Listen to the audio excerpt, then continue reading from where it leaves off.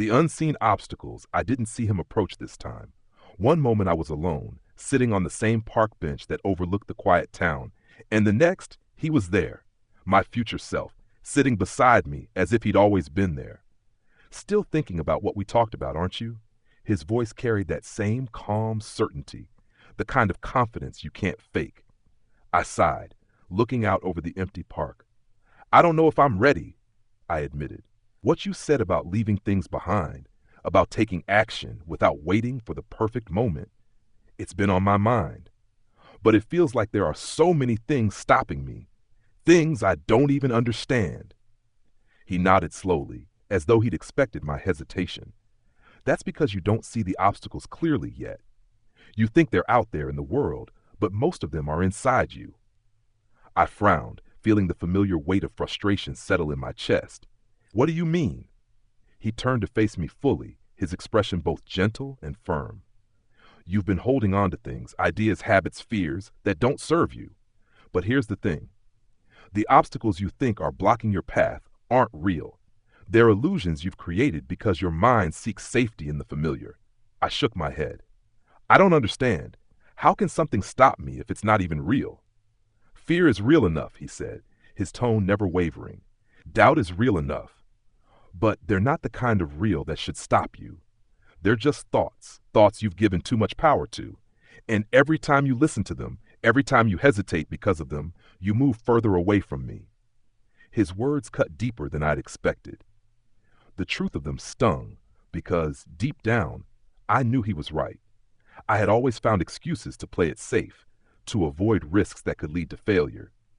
But it's not just in my head, I argued, my voice rising a little. I don't have the connections, the resources. I didn't come from wealth or opportunity. How am I supposed to compete with people who had all those advantages from the start? He smiled slightly, a knowing look in his eyes. Do you think I had those things when I started? Do you think anyone who made something of themselves had everything they needed from the beginning? The difference isn't in the resources, it's in the resourcefulness. Greatness isn't about what you start with, it's about what you build with what you have. I looked away, embarrassed by my own excuses. So what do? I asked quietly. You start by recognizing what's real and what's not, he said. You're spending too much time fighting battles that don't exist. You think you're struggling against external obstacles, but the real battle is with yourself. Your mind keeps you in chains because it's easier than facing the truth, that you're capable of more than you've allowed yourself to believe. I didn't answer right away. I was still processing, trying to wrap my mind around the fact that the limitations I'd felt so acutely for years were self-imposed. He must have sensed my hesitation because he leaned in slightly, his voice softer now, more urgent. Look, I'm not saying there won't be real challenges ahead. You'll face rejection, setbacks, and obstacles you can't control.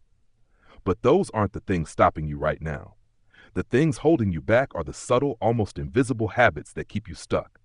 The way you waste time on distractions, the way you avoid discomfort, the way you wait for the perfect moment. Those are the real obstacles. I swallowed hard, the truth of it sinking in like a stone. How many hours had I wasted scrolling through meaningless content, convincing myself I needed a break? How many times had I put off making a difficult decision because it didn't feel like the right time? Too many. Far too many. But it's so hard to break those habits, I whispered.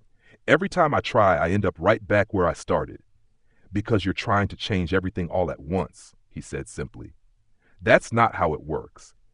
Mastery comes from small, consistent actions. You don't have to overhaul your entire life in one day. You just need to make one better decision at a time. One step forward, then another, and then another. That's how you get to me. I exhaled slowly, the weight of his words both daunting and liberating. I had always believed that change had to be dramatic, that it had to come in the form of some grand, sweeping gesture. But maybe that was just another illusion. What's one thing I can do today? I asked, feeling the beginnings of resolve settle in my chest. He smiled again, this time with approval. Start by protecting your focus. You've been letting your attention drift, letting distractions steal your time. Your mind craves novelty and comfort, but mastery, Real mastery comes from deep, focused work. It's not about working harder or longer, it's about working smarter. I frowned. But how? I'm busy all the time. I've got 100 things pulling me in different directions. Busy isn't the same as productive, he said, his voice taking on an edge of sternness. You've filled your days with tasks, but most of them aren't moving you forward. You need to get clear on what really matters and eliminate everything else. Focus on the things that will get you closer to me. Everything else is just noise. His words hung in the air between us, sharp and clear. The truth of it was undeniable. I had been using busyness as a shield, convincing myself that as long as I was doing something, I was making progress. But deep down, I knew I had been spinning my wheels. I nodded, my mind already racing with thoughts of what I could cut, what I could shift, what I could let go of.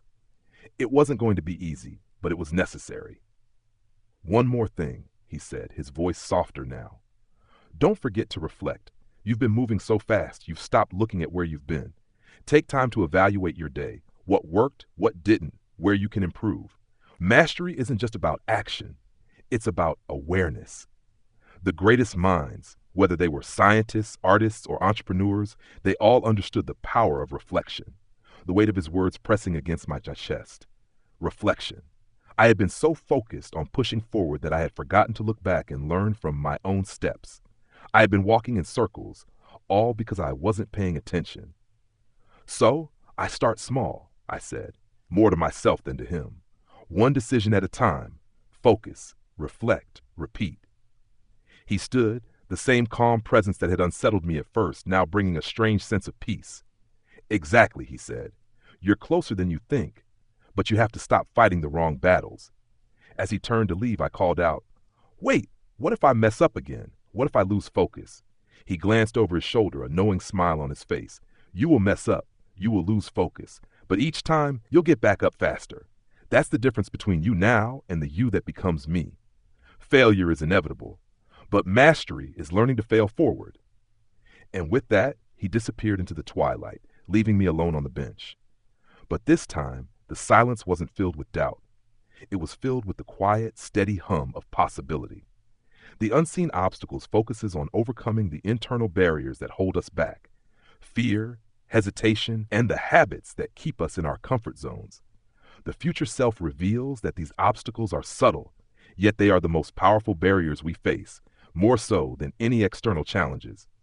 Through this engaging dialogue, the chapter introduces concepts like focus, reflection, and the importance of small, consistent actions in the pursuit of mastery.